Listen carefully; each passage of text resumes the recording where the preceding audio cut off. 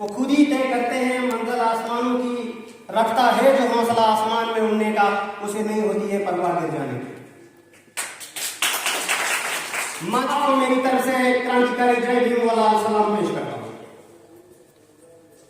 साथियों, पूरी दुनिया डॉक्टर बी आर अम्बेडकर की 132वीं जयंती बड़े हर्ष और उल्लास के साथ मना रही है और आज का दिन पूरी दुनिया में इक्वलिटी डे के नाम से मनाया गया है।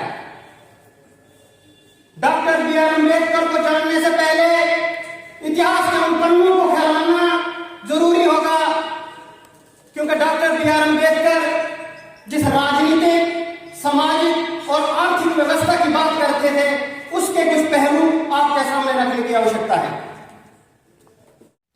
अगर आप भी चाहते हैं कि RTI India news Bahujan Samaj की ऐसे ही आवाज़ उठाता रहे और वो बंद न हो, तो आप हर माह अपने 50 रुपये से योगदान देकर आरटीआई इंडिया न्यूज़ को बंद होने से बचा सकते हैं। अपना योगदान दें।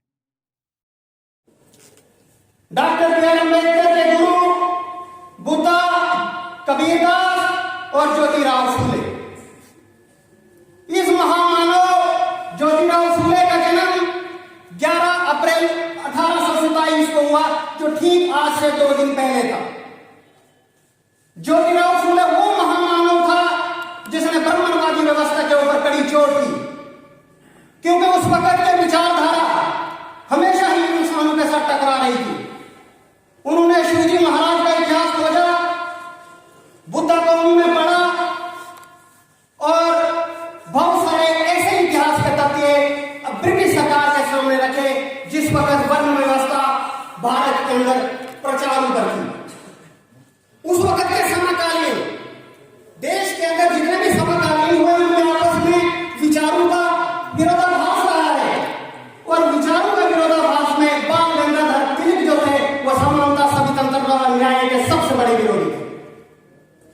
वो जात पात को सामाजिक बुनियाद मानते थे कि अगर जात पात समाज से खत्म हो गई तो समाज की बुनियाद हिल जाएगी और यह राष्ट्र विरोधी होगा, यह राष्ट्र के खिलाफ होगा। लेकिन दूसरी तरफ ज्योतिराव फूले जो थे, वह लगातार समाज में समानता, स्वतंत्रता और न्याय की बात कर रहे थे और उन शास्त्रों और पुराणों पर कड़ा विरोध कर रहे थे। ज्योतिराव फूले ने जब 1848 में पिछले तबके के लोगों के लिए स्कूल खोले, और उससे पहले ही ब्रिटिश सरकार जब भारत के अंदर आई थी 1813 में, उन्होंने सब जाति और सब धर्म के लोगों के लिए स्कूल खोल दिए गए। लेकिन वो लोग जो नहीं चाहते थे कि पिछले तबके के लोग स्कूल जाएं, उन्होंने इसको 40 साल उनको स्कूल नहीं आने दिया। 1848 में ज्योतिराव फूले ने अपने बलबूते पर यह स्कूल खोले, क्योंकि वो ज्यादा शोषित, वंचित, पिछड़े अति पिछड़ों के सख्त विरोधी थे और महिलाओं की शिक्षाओं के हक में नहीं थे। बाल गंगाधर तिलक तो 1858 में महिलाओं के लिए ज्योतिराव फूले ने स्कूल खोले और 1873 में उन्होंने सत्य शोधक समाज का निर्माण किया। और जब उन्होंने कहा कि जितने भी पुरोहित हैं, जितने भी धार्मिक कर्मकांड है, धार्मिक अनुष्ठान है, बलि प्रथा है, जो ईश्वर को पूजनीय है, उनका जो शूद्र जो लोग हैं, जो पिछड़े लोग हैं, वो इसको बाइकआउट करते हैं। लेकिन वर्ण व्यवस्था के पहरेदार, उन्होंने बंबई हाई कोर्ट में इसका केस फाइल कर दिया कि इस पर जो धार्मिक अनुष्ठान है और धार्मिक कर्मकांड है, इस पर जो ब्राह्मण लोग हैं उनका हक है, इसलिए अगर वो धार्मिक कर्मकांड नहीं भी करते लेकिन पैसे हमको चाहिए। लेकिन बंबई हाई कोर्ट ने यह फैसला ज्योतिराव फूले के हक में दिया और 50 से ज्यादा उन्होंने किताबें लिखी और सबसे बड़ी किताब है उनकी गुलामगिरी। 1890 में उनकी डेथ हो जाती है और 14 अप्रैल 1891 को डॉक्टर बी आर अम्बेडकर का जन्म होता है और उनकी जो जन्म है मध्य प्रदेश के महू में होता है और उनकी शिक्षा विदेशों में होती है, उनकी मृत्यु दिल्ली में होती है और उनका अंतिम संस्कार जो है वो पूना में होता है। डॉक्टर बी आर अम्बेडकर ने जो कमियां ज्योतिराव फूले के संघर्ष में रह गई थी, उन्हीं कमियों को आगे पूरा करने का संकल्प उन्होंने लिया और 1916 और 20 के दरमियान उन्होंने ज्योतिराव फूले को पढ़ा। डॉक्टर बी आर अम्बेडकर को भगवान के साथ जोड़ना ईश्वरीय अवतार कहना उनका अपमान होगा, क्योंकि उन्होंने ईश्वर खारिज किया है, क्योंकि वो समानता, स्वतंत्रता और न्याय के हक में थे। उन्होंने कहा कि वो ईश्वरीय व्यवस्था जो फाइनल है, अगर हम इसको ईश्वरीय मान लें कि वेद, शास्त्र, पुराण में जितने भी वाक्य हैं वो अगर ईश्वर के हैं, भगवान के हैं, तो ये एक कम्युनिटी के लिए भेदभाव नहीं हो सकता है कि एक को सुपीरियर और दूसरे को इंफीरियरिटी नहीं हो सकती है, इसलिए इनको फाइनल अथॉरिटी नहीं माना जाना चाहिए। रिलीजियस ऑब्सेंसिटी को खत्म कर देना चाहिए, ताकि अगर हम ये रिलीजियस ऑब्सेंसिटी को खत्म करेंगे तो समाज के अंदर बराबरी आएगी और बराबरी में सब लोग एक ही कौमी धारा में शामिल हो जाएंगे। अगर हमने उन वेद, शास्त्र, पुराण को फाइनल अथॉरिटी मान लिया तो ये अन्याय तब भी था, आज भी है और आगे भी चलता रहेगा, क्योंकि ये ईश्वर की तरफ से ये मान के लोग पे चलते हैं, जबकि हमको ये नहीं मानना। डॉक्टर बी आर अम्बेडकर के जब इतिहास में हम जाते हैं तो मंगल पांडे या डॉक्टर अम्बेडकर का अंग्रेजी सरकारों के साथ काम करना कोई क्रांति से कम नहीं था, क्योंकि इसका कारण यह था कि मुगलों ने जब भारत पर राज किया और मुगलों ने किसी भी पिछड़े तबके को कोई हक नहीं दिया और मुगलों ने वर्ण व्यवस्था को बना के रखा। और ये सब लोग जानते हैं, इतिहास इस बात का गवाह है कि मुगल के दरबार में नवरत्न कौन सी जाति के थे, किसी भी शूद्र को वहां अलाउ नहीं था। इसलिए डॉक्टर अम्बेडकर ने, जब ब्रिटिश सरकार ने वर्ण व्यवस्था पर भी प्रहार किया और उन्होंने दलित, शोषित, वंचित, पिछड़ों के लिए शिक्षा के दरवाजे खोले, उसका सबसे पहले लाभ जो था वो ज्योतिराव फुले को मिला और दूसरे नंबर पर डॉक्टर अम्बेडकर को मिला। डॉक्टर अम्बेडकर को जब शिक्षा का अवसर मिला तो उन्होंने जब इसको पढ़ना शुरू किया, उसके विरोध में महात्मा गांधी खड़े हो गए। अभी कोई साहब बोल रहे थे महात्मा गांधी अनटचेबिलिटी के खिलाफ थे, वर्ण व्यवस्था के हक में थे, क्योंकि वो चाहते थे कि समाज के अंदर जो सोशल स्टेबिलिटी है, वर्चुअल जो सोशलिज्म है वो बरकरार रहना चाहिए, क्योंकि अगर जात पात समाज के अंदर खत्म हो गई तो जात पात से समाज के अंदर उथल पुथल मच जाएगी। इसलिए जात पात रहे, वर्ण व्यवस्था रहे, लेकिन अनटचेबिलिटी नहीं होनी चाहिए, छूछात नहीं होनी चाहिए। तो समकालीन में जो और टकराव रहा वो अम्बेडकर और गांधी के बीच में सबसे ज्यादा रहा। ये दो धाराओं की विचारधारा थी। डॉक्टर अम्बेडकर ने जब गोलमेज कॉन्फ्रेंस में हमारे लिए वहां से अवार्ड लाया कि धोरी नागरिकता और इंडिपेंडेंट स्टेट्स वहां से मिले, गांधी ने इसके ऊपर मरणोपरांत पत्र रख दिया। गांधी ये चाहते थे, वो गुलामों की आजादी चाहते थे, लेकिन जो गुलामों के गुलाम है उनकी आजादी नहीं चाहते थे। हम लोग उनके गुलाम थे, इसलिए वो हमारी आजादी नहीं चाहते थे। इसलिए साउथ पोल कमेटी जब 1917 में पहली बार भारत में आई और ब्रिटिश ने यह कहा कि भारत के अंदर हम डेमोक्रेसी लाना चाहते हैं, महात्मा गांधी जी आप बताइए कि किन लोगों को वोट देने का अधिकार है। उन्होंने कहा जो वर्ण व्यवस्था के 3 ऊपर के लोग हैं, ब्राह्मण, क्षत्रिय, वैश्य, को सिर्फ वोट देने का अधिकार है। ये गांधी के अल्फाज, मैं कुछ भी गांधी में पढ़ गया, डिस्कवरी ऑफ इंडिया में नेहरू ने ये लिखा है। और शूद्रास जो बुक है अम्बेडकर की, या एनिमेशन ऑफ कास्ट में अम्बेडकर ने की लिखा हुआ, उन्होंने कहा 3 तरह के लोगों को होना चाहिए। वो लोग पहले जो 8वीं पढ़े हुए हैं, दूसरे वो लोग जो टैक्स देते हैं, कर देते हैं, तीसरे वो लोग जो राजे, महाराजे, रजवाड़े, लंबरदार और जिम्मेदार हैं, और चौथे वो लोग जो किसी भी रिलीजियस धर्म के ठेकेदार हैं। तो ना हमारे लोग 8वीं पास थे, ना हमारे लोग जेलदार, लंबरदार थे, ना हमारे लोग किसी रिलीजियस कम्युनिटी के मेंबर थे, तो ना हमारे लोग टैक्स देते थे। इट मींस हम लोगों को वोट देने का अधिकार 1917 में गांधी ने उसके ऊपर एक इसकी पूरी बंदिश लगाई। जब शाहू जी महाराज ने 1920 में गांधी को लेकर, डॉक्टर अम्बेडकर को लेकर इसकी व्याख्या की, तो सबसे पहले पूना के अंदर इसका विरोध किया गया। लेकिन डॉक्टर अम्बेडकर एक तरफ ब्रिटिश गवर्नमेंट से भी लड़ रहे थे, दूसरी तरफ ब्राह्मणवादी वर्ण व्यवस्था से भी लड़ रहे थे। वो लड़ रहे थे, लेकिन जितनी भी व्यवस्था थी वो अम्बेडकर को आतंकवादी, देशद्रोही तक उन्होंने कहा, और उन्होंने अपना परिवार भी खो दिया, अपने बेटे तक की बलि उन्होंने दे दी। अब जब 1928 में साइमन कमीशन भारत में आया, डॉक्टर अम्बेडकर और उसके साथी साइमन कमीशन से मिलते हैं, लेकिन जितना भी भारत के नेता थे उन लोगों ने साइमन कमीशन का विरोध किया।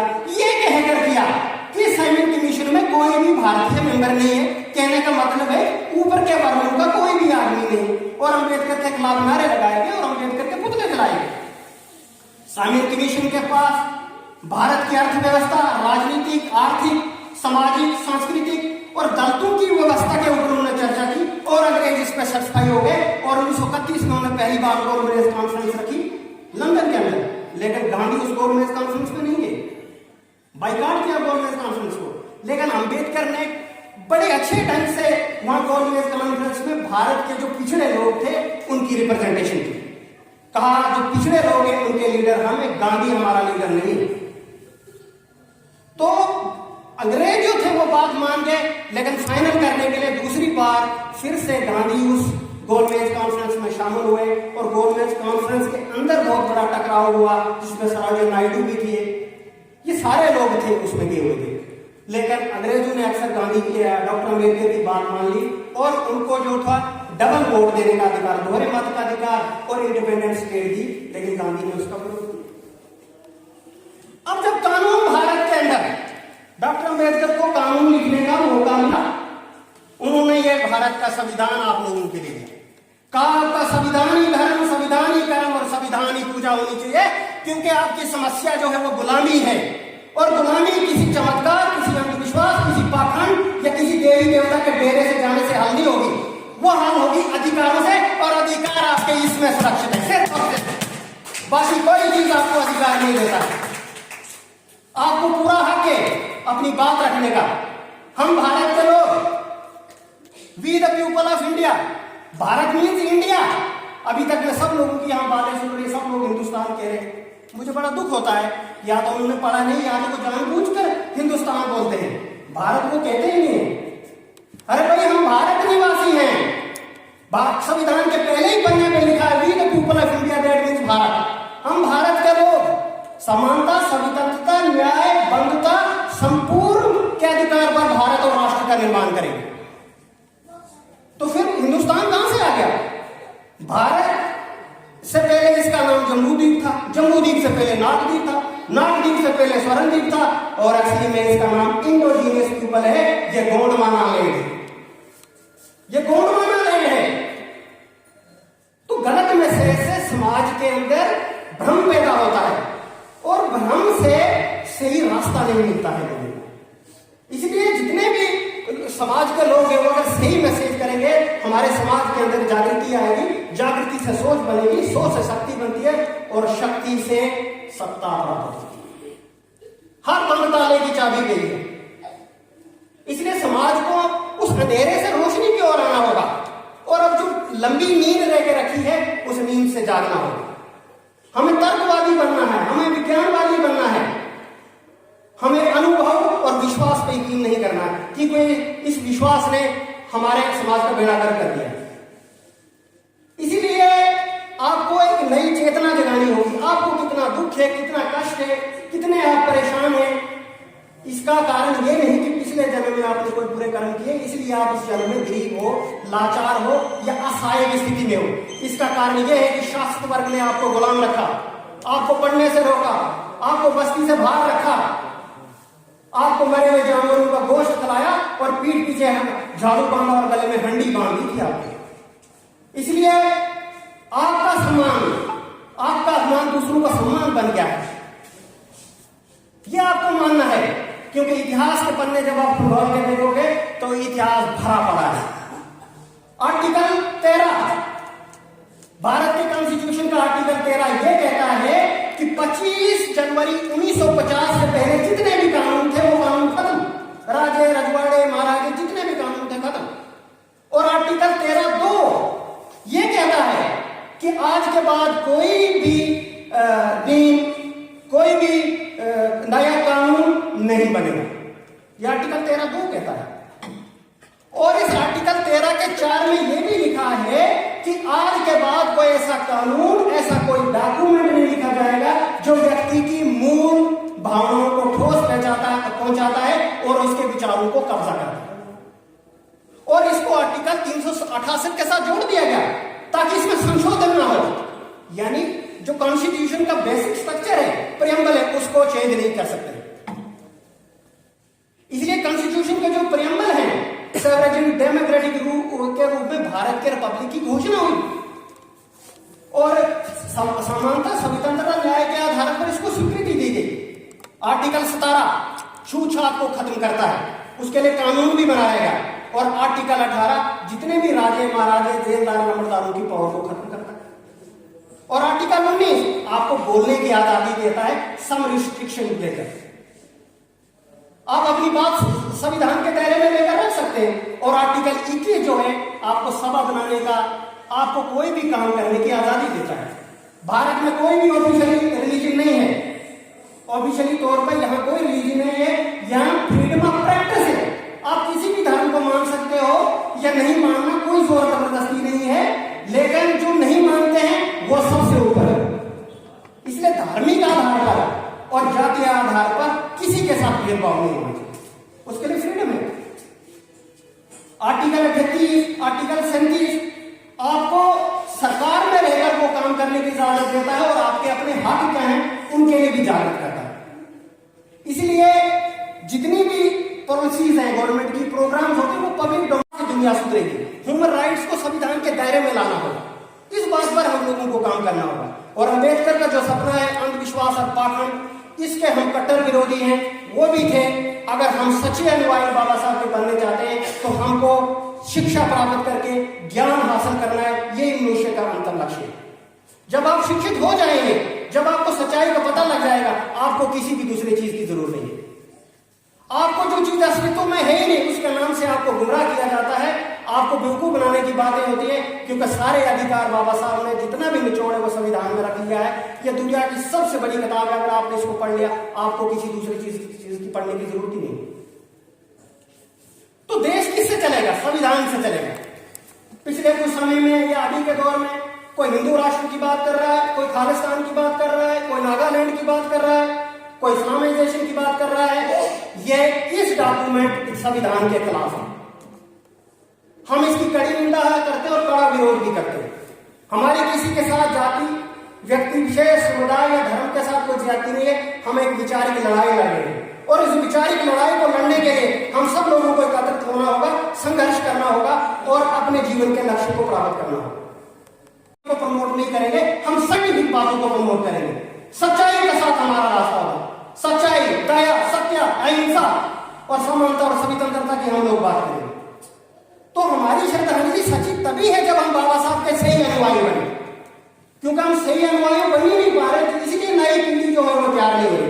नई पीढ़ी को सही बातों को बताना जरूरी है। बिना शक इसमें कष्ट ही है, बिना शक आपको इसमें परेशानी हो सकती है, लेकिन नीम जितना भी कड़वा होगा उसी से आपका इलाज होगा। इतिहास इस बात का गवाह है कि मीठे के ऊपर मक्खियां या चींटियां पड़ती ही पड़ती।